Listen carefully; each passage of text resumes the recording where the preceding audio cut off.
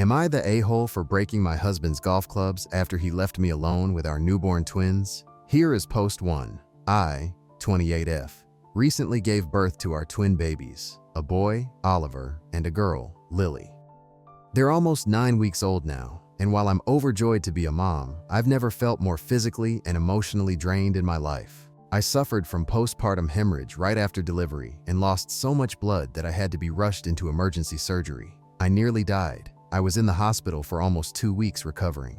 The physical recovery has been brutal, but the emotional toll is even worse, and I feel like I'm drowning every single day. My husband, Matt, 32M, was helpful while I was recovering in the hospital, but once we got home, he checked out. He works a 9-to-5 job, but instead of helping when he's home, he escapes to his man cave to play video games or go out with friends. I'm left alone to care for the twins, and the exhaustion has become unbearable. I've been having terrible complications from the hemorrhage, constant pain, weakness, and intense anxiety. I still can't walk properly without getting dizzy, and breastfeeding has been a nightmare. Lily struggles to latch, which leads to bleeding nipples, and every feeding session feels like torture. I've tried to ask Matt for help, but every time I do, he brushes me off. His go-to excuse is that I'm on maternity leave and this is what moms do. He says he needs to decompress after work, and that I should be grateful he's working to provide for us. Meanwhile, I'm lucky if I get 30 minutes of sleep in between feedings, and I'm running on pure adrenaline at this point. Last week, after another exhausting day with no help, I tried to talk to him about how I felt like I was drowning. His response? He asked when we were going to start having sex again. He said, "It's been 2 months and I'm getting frustrated." I was speechless. My body hasn't even fully healed from the traumatic birth, and he was acting like I was depriving him. When I tried to explain how much pain I was still in, both physically and emotionally, he rolled his eyes and said, "Other women bounce back after having babies. It's not that hard. You've got to stop using it as an excuse." I felt so ashamed in that moment, like I wasn't good enough, wasn't recovering fast enough, wasn't being enough for him. It's not like I didn't want to be intimate with him again. I missed the closeness we used to have, but I was still bleeding occasionally, and I could barely walk without wincing. My whole body felt like it was failing me, and instead of being patient or supportive, Matt acted like I was deliberately withholding sex from him. He even tried to initiate once when I was barely 5 weeks postpartum, and I had to practically beg him to stop because it was too painful. He got frustrated, said, "Come on, it's been long enough," and huffed off like a teenager. Every time I tried to talk to him about how overwhelming things were, he'd steer the conversation back to when we'd be having sex again, like that was the only thing on his mind.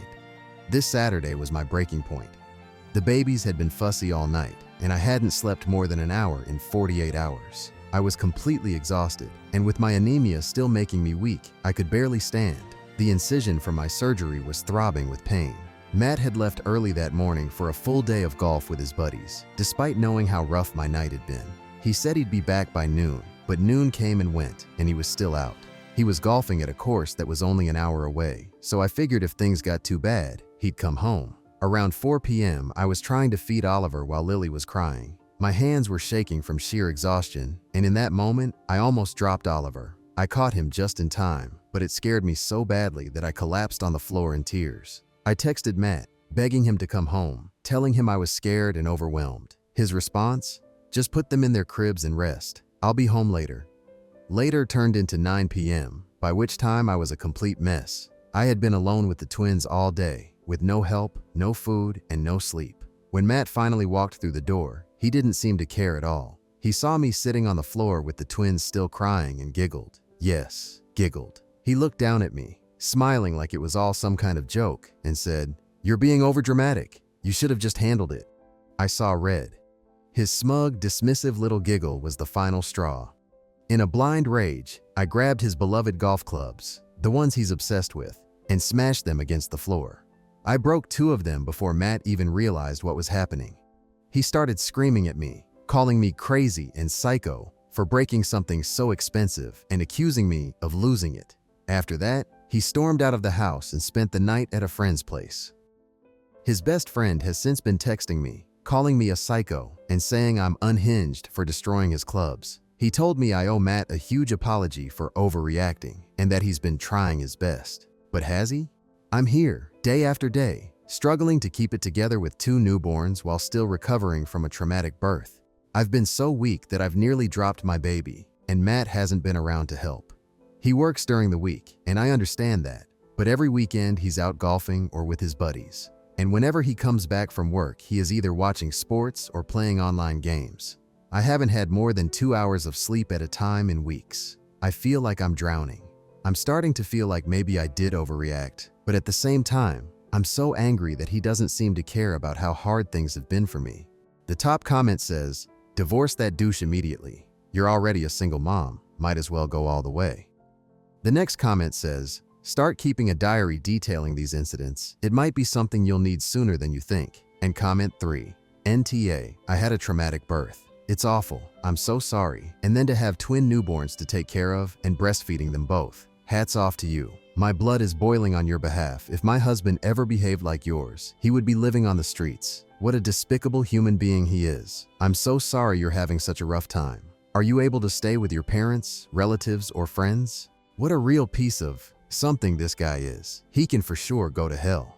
Post 2. Am I the a-hole for ending my relationship after my girlfriend said no to marriage? I, 41M, have been dating my ex-GF, 39F, for nearly 6 years. Our relationship was a good one. 4 years ago, I informed her family and friends I was going to propose to her while we were on a family vacation and received their blessing and well wishes. The night I proposed, I tried to make the night as memorable and perfect as possible. I asked her after a nice dinner surrounded by the family, and she said, "No, not yet anyways." I was quite hurt, honestly, and went back to our room to think things out and not overreact. A few hours later, she came to the room and asked me what was wrong and why I left the group. We had a fairly long conversation as to my feelings and her reason to deny my proposal. Turns out she didn't think I was ready for the commitment just yet, so I took her thoughts to heart and informed her I understand her reasoning. However, I was raised in a way where you take a no for a no, not a maybe next time.